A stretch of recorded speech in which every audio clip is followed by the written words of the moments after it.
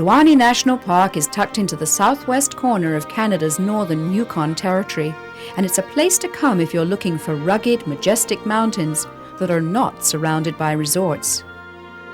It was one of the first places designated a World Heritage Site by the United Nations. And that's because of three very prominent features. And one is the highest mountains in Canada, of which Mount Logan is the highest, just under 20,000 feet. And it and about 35 other peaks rise above 15,000 feet. So that's one feature.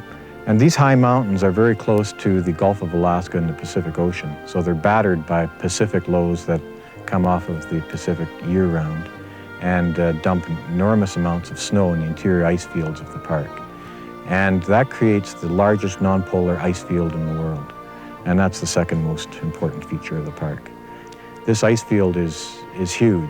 It's in an area of a mile deep, and it comprises 2/3 of the park's 8,500 square miles, so it's a lot of ice.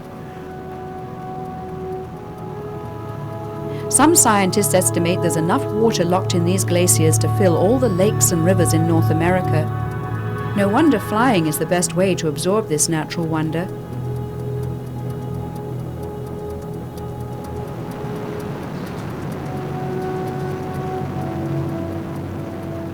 We've just landed on the Seward Glacier. It's one of the larger ice fields in the complex.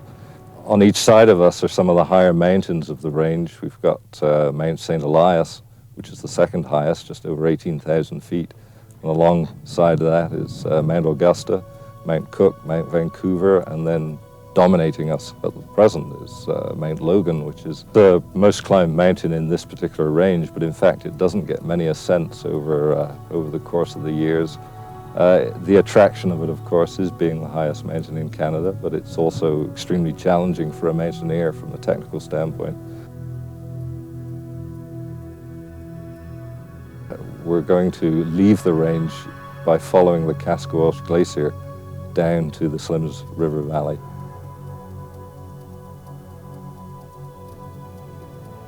The Kaskawos Glacier is one of the larger glaciers.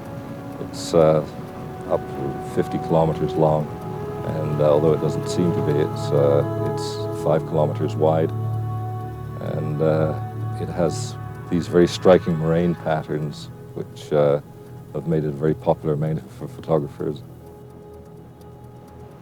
You can hike into the bottom. Travel on the glacier is very difficult. It looks smooth from the air, but on the ground it's really quite broken and sharp ice ridges all the way up. Another reason for Kluane's World Heritage designation is its diversity in plant and animal life. The park is located just above the 60th parallel, but thanks to the nearby Pacific Ocean, there's just enough moderation to help things grow. And you're bound to spot some of these Dall sheep. About 5,000 call Kluane home.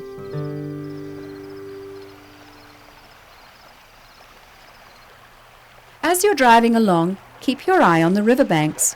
You might get lucky and come across some traditional Aboriginal salmon fishing.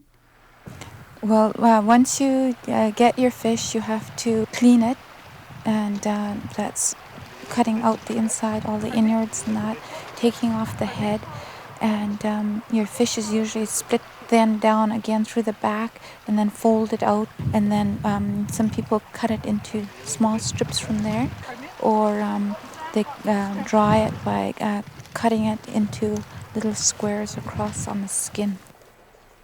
The city of Whitehorse is the closest major town to Kluane. From here you can hook up with the Alaska Highway, which leads straight to Haines Junction, Kluane's headquarters. For more information, visit our website on topoftheworld.net.